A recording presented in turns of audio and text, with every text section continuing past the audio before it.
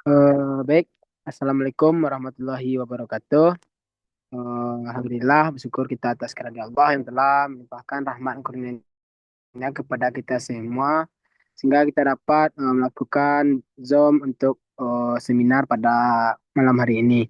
Baiklah yang terhormat dan pengampu Ibu Mas Nila Devi, SPD MPD, dan juga teman-teman peserta seminar pada malam hari ini.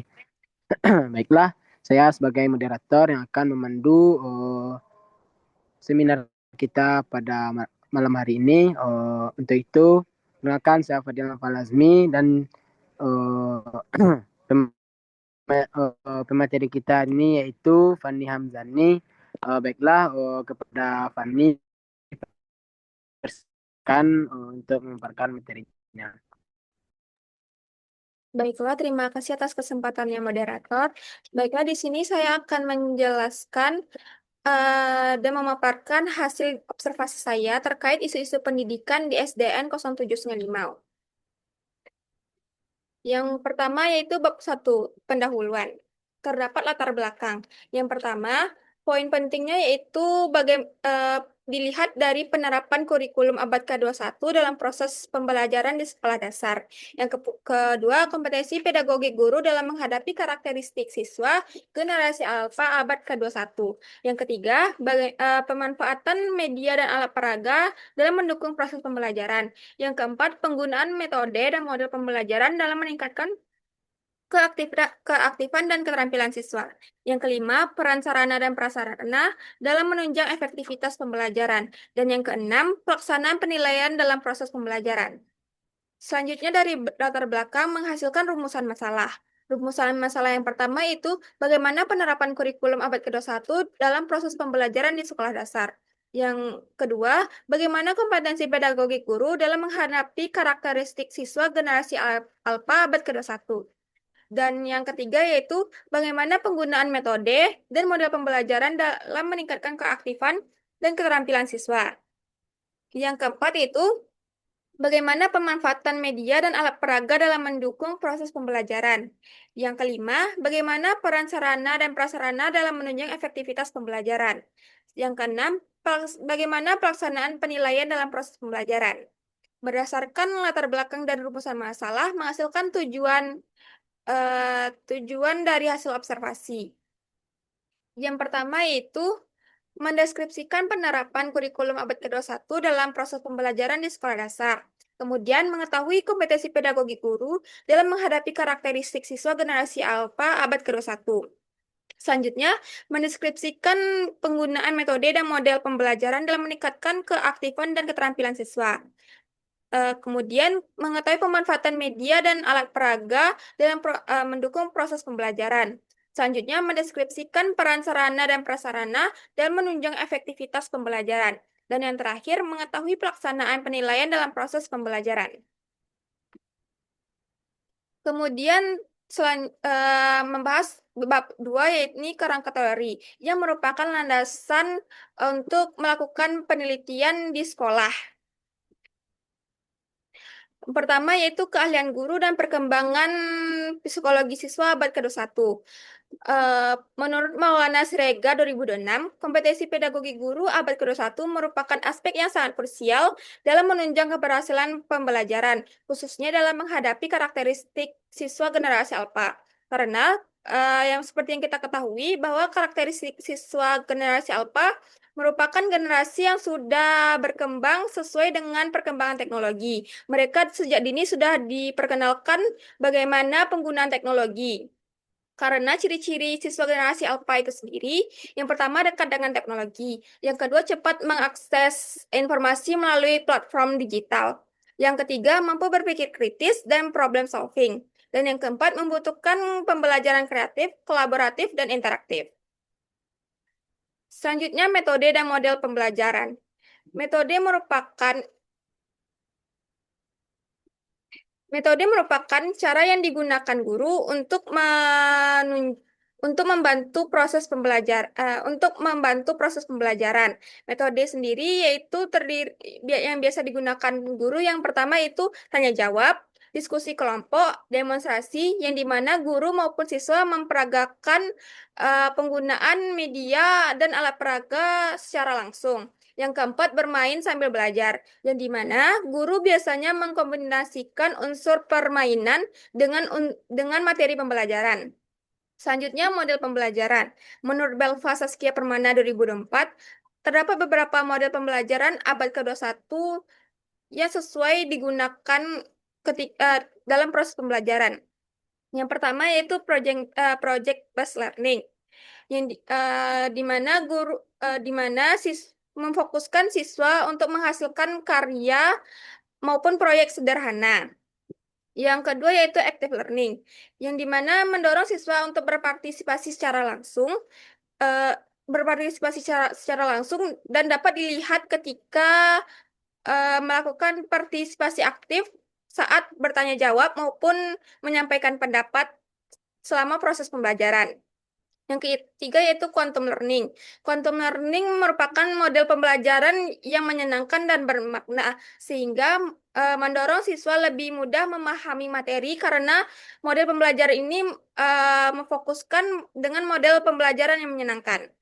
Yang keempat itu contextual teaching and learning, yang dimana ya seperti yang kita ketahui bahwa CTL merupakan model pembelajaran yang menghubungkan materi dan konsep pembelajaran dengan kehidupan nyata dan lingkungan sekitar siswa. Selanjutnya, media dan alat peraga. Pada era digital, Novel Faiza dan Setio Wardani 2004 menjelaskan bahwa media pembelajaran berkembang menjadi lebih inovatif melalui pemanfaatan teknologi yang optimal.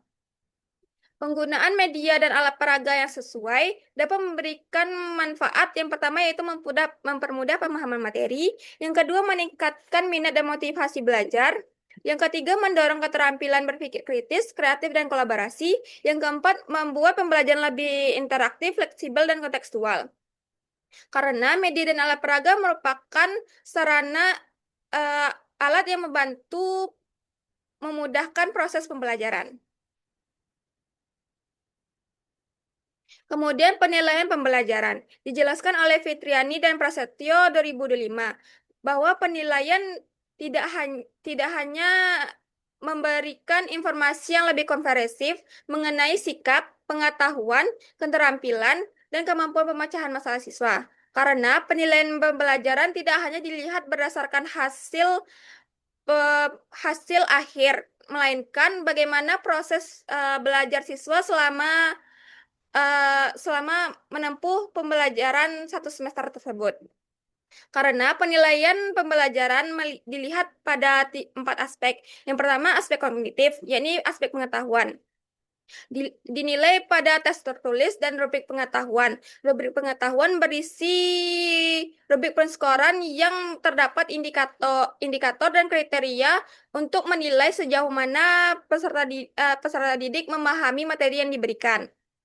Selanjutnya, psikomotorik, yakni keterampilan, yakni dilihat pada penilaian kerja dan observasi langsung. Selanjutnya, afektif, yakni penilaian sikap. Dilihat pada portofolio, yakni portofolio berisi berupa penilaian latihan harian, proyek maupun hasil karya sederhana yang telah dihasilkan oleh siswa. Kemudian jurnal refleksi. Jurnal refleksi berisi berupa catatan harian maupun catatan berkala yang ditulis oleh siswa setelah melakukan proses pembelajaran. Dan yang keempat itu autentik, yakni penilaian pembelajaran secara menyeluruh. Lingkupnya sudah termasuk aspek kognitif, psikomotorik, dan afektif. Penilaian ini dilihat berdasarkan proyek, presentasi, simulasi, dan tugas kolaboratif. Selanjutnya terdapat sarana dan prasarana.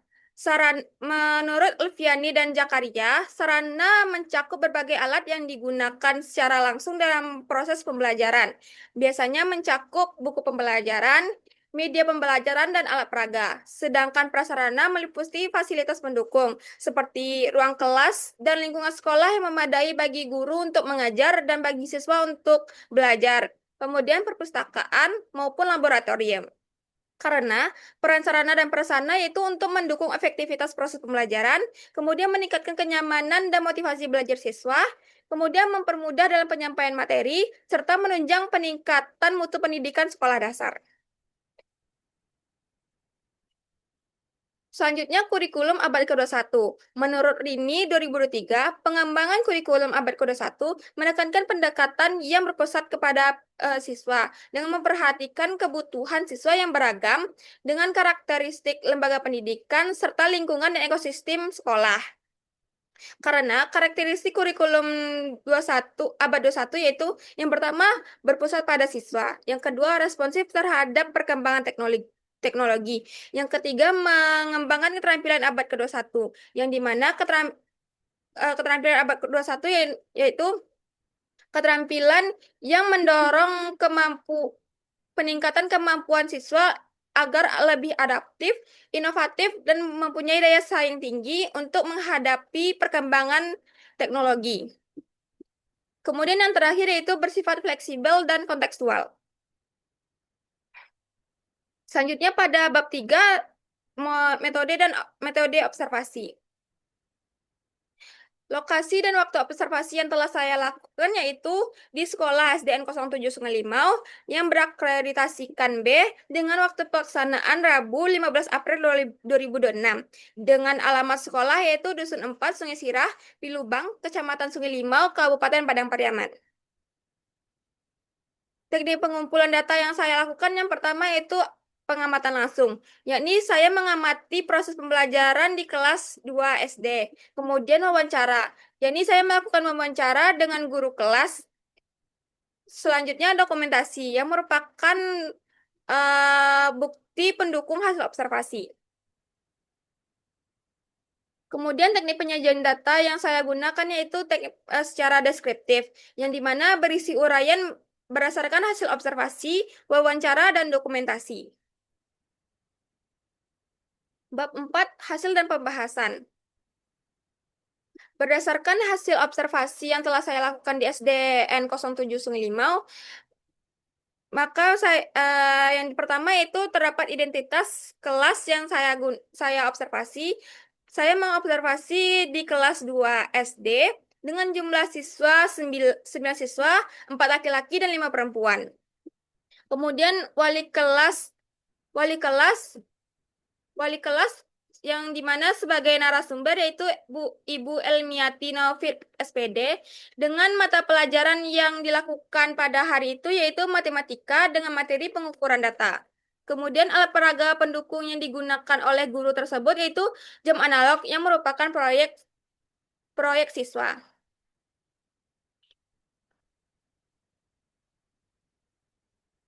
Kemudian berdasarkan keahlian guru dan karakteristik yang telah saya amati, yang pertama pertama keahlian guru. Guru sudah menggunakan asesmen diagnostik yang dimana guru telah memetakan bagaimana kemampuan siswa yang masih terkendala. Yang dari hasil yang saya amati masih terdapat siswa yang masih kurang lancar dalam membaca dan menghitung dan mengenal angka-angka. Kemudian yang kedua yaitu pembelajaran disesuaikan dengan kemampuan siswa karena setiap siswa memiliki karakteristik dan kebutuhan yang beragam sehingga guru diharapkan mampu menyesuaikan pembelajaran dengan karakteristik dan kebutuhan siswa yang diperlukan dalam proses pembelajaran. Yang ketiga, guru sebagai fasilitator, yang dimana guru memfasilitasi proses pembelajaran agar mencapai tujuan pembelajaran. Selanjutnya, karakteristik siswa. Dari hasil yang saya amati, bahwa masih terdapat siswa yang aktif dan suka bermain, kemudian lebih senang belajar dalam kelompok, namun masih terdapat siswa yang kurang fokus dan kurang percaya diri selama proses pembelajaran. Kemudian perkembangan psikologi siswa. Yang pertama sosial. terdapat beberapa siswa sudah mulai bisa berinteraksi dan bekerja sama dengan teman sebayanya. Yang kedua, afektif, yakni perkembangan sikap dan emosi. Masih terdapat siswa yang sudah antusias dan mempunyai rasa ingin tahu yang tinggi selama proses pembelajaran. Yang ketiga, kognitif, yakni pengetahuan.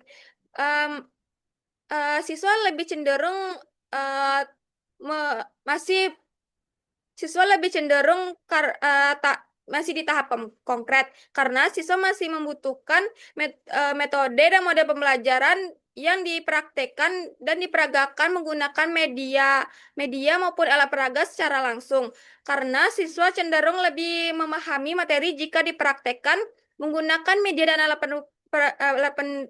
peraga pendukung yang dapat menunjang pemahaman materi agar siswa lebih memahami materi yang diberikan.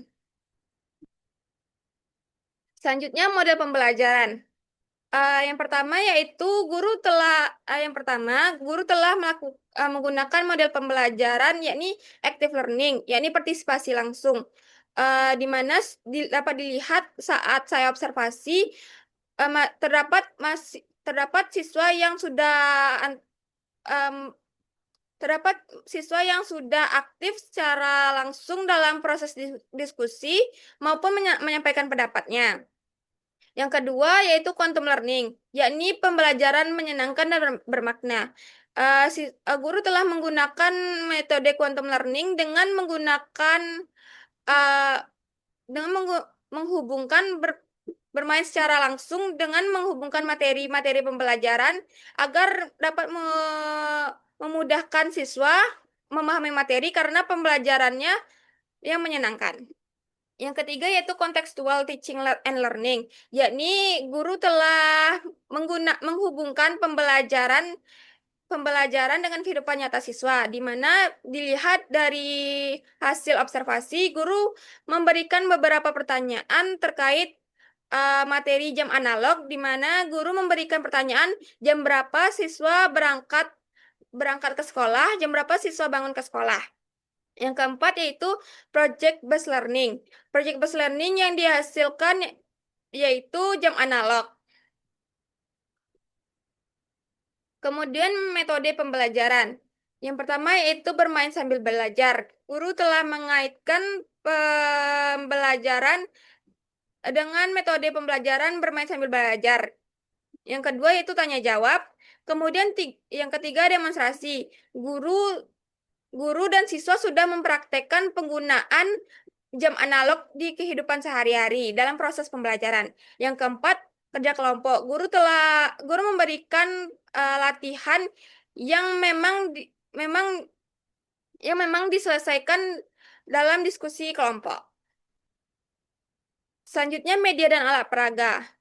Media alat peraga yang digunakan guru selama proses pembelajaran yang saya amati, yang pertama yaitu kartu huruf dan angka, kemudian gambar yang sesuai dengan materi pembelajaran, yang ketiga yaitu video, kemudian yang keempat benda konkret. Di, sit- eh, di Dari hasil observasi yang saya lakukan, terdapat contoh penggunaan alat peraga yang digunakan guru, yang merupakan jam analog yang dihasilkan oleh proyek siswa. Selanjutnya penilaian. Penilaian harian yang pertama guru melakukan penilaian harian. Yang kedua observasi sikap. Yang ketiga menilai sejauh mana siswa bisa membaca dan menulis secara lancar. Dan yang keempat proyek sederhana. Kemudian implementasi kurikulum merdeka. Yang pertama yaitu pembelajaran fleksibel. Pembelajaran di pembelajaran fleksibel Pembelajaran fleksibel merupakan cara yang digunakan guru untuk menyesuaikan materi dan pendampingan berdasarkan kebutuhan masing-masing siswa, sehingga siswa tidak semuanya diperlakukan secara sama. Yang kedua yaitu fokus literasi dan numerasi. Di kelas 2, fokus literasi terlihat melalui kegiatan membaca dan mengenal huruf. Sedangkan fokus numerasi terlihat melalui pembelajaran matematika seperti mengenal angka dan pengukuran waktu. Yang ketiga yaitu diferensiasi sederhana. Di mana diferensiasi sederhana merupakan penyesuaian pembelajaran dengan kemampuan siswa.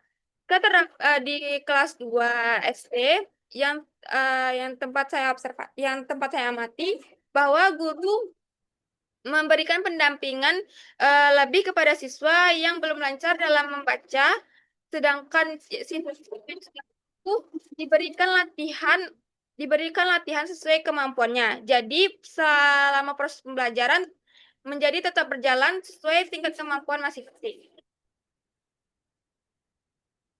Selanjutnya sarana dan prasarana. Eh, dari hasil observasi yang saya amati, terdapat terdapat yang pertama prasarana. Fasilitas utama penunjang pembelajaran yang pertama yaitu terdapat 6 ruangan kelas, kemudian namun terdapat kondisi perpustakaan yang belum optimal karena belum memiliki ruangan yang khusus. Kemudian belum tersedianya laboratorium. Eh, Selanjutnya tersedia toilet untuk guru dan siswa, kemudian sudah tersedia jaringan internet maupun wifi. Selanjutnya alat pendukung.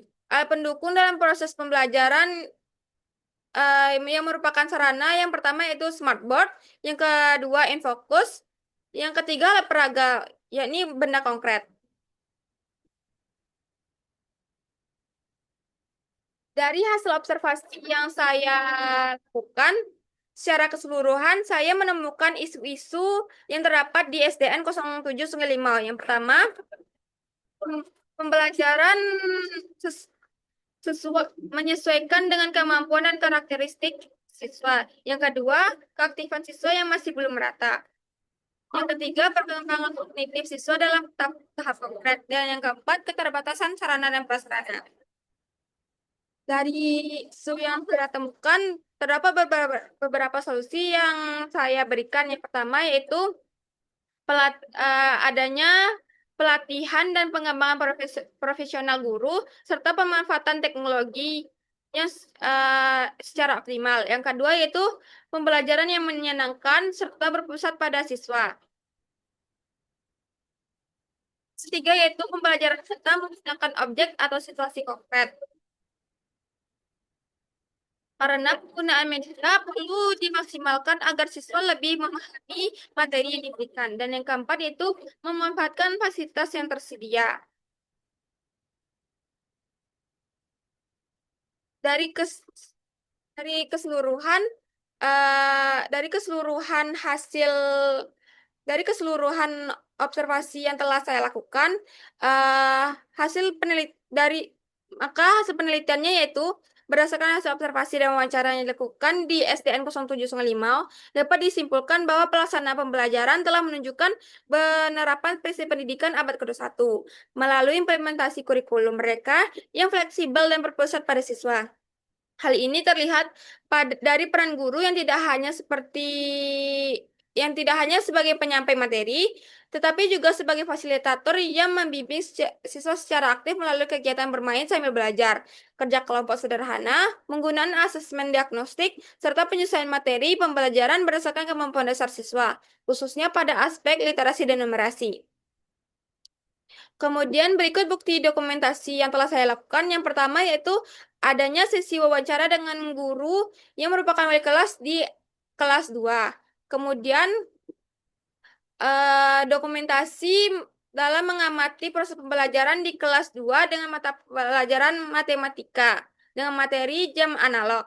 Kemudian foto bersama guru-guru di SDN 07 Sungai Limau, dan yang terakhir yaitu foto bersama guru yang merupakan wali kelas dan siswa kelas 2 SD.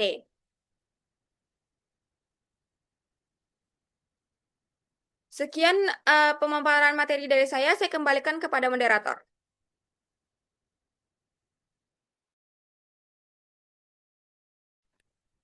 Baik, kita masuk pada sesi selanjutnya yaitu sesi tanya jawab. Kepada teman-teman yang ingin bertanya, disilahkan untuk raise hand.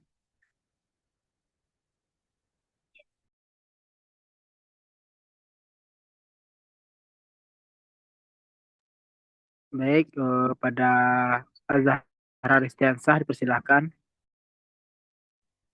Baik, terima kasih atas kesempatannya moderator. Di sini saya ingin bertanya, dari beberapa modal pembelajaran abad ke-21 yang telah Anda temukan, apa salah satu modal yang paling dominan digunakan oleh guru dan mengapa? Baik, mungkin hanya itu saya kembalikan kepada moderator.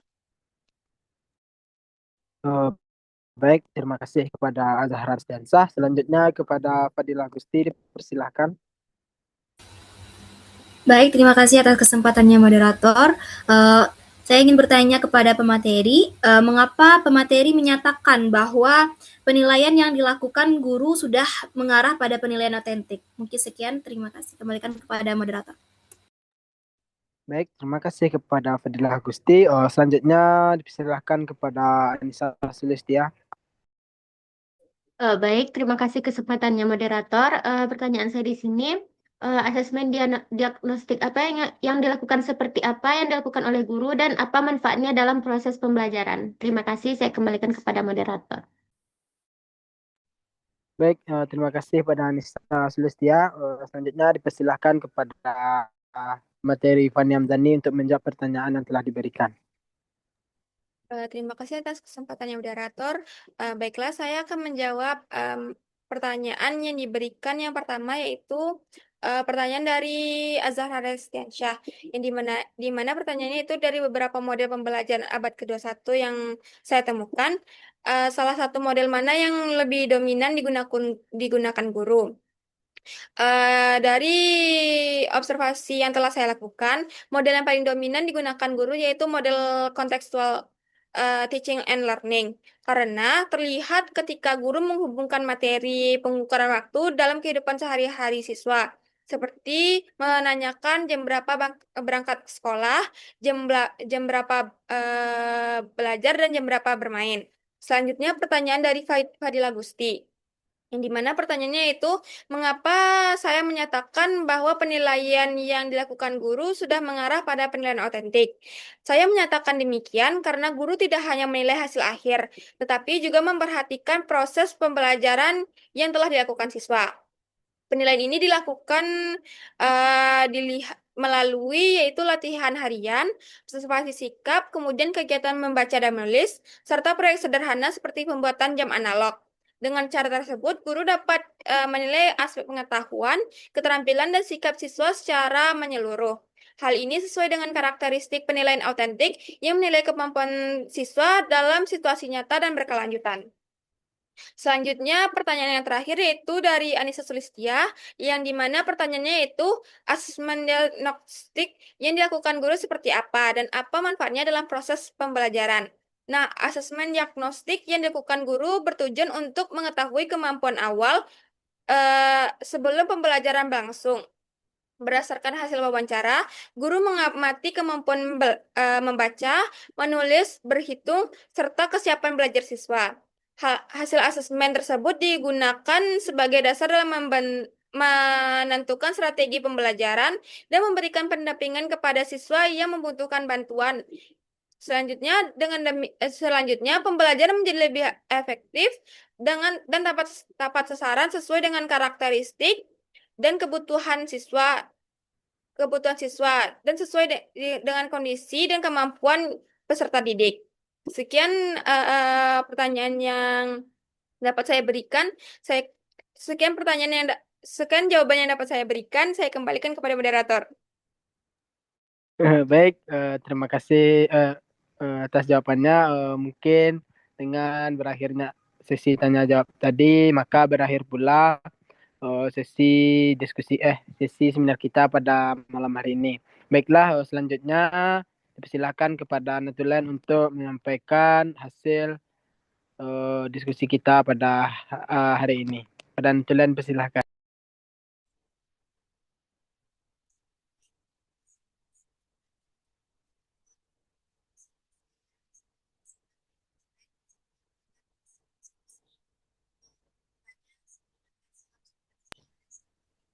Mohon maaf, Citra, suaranya tidak keluar.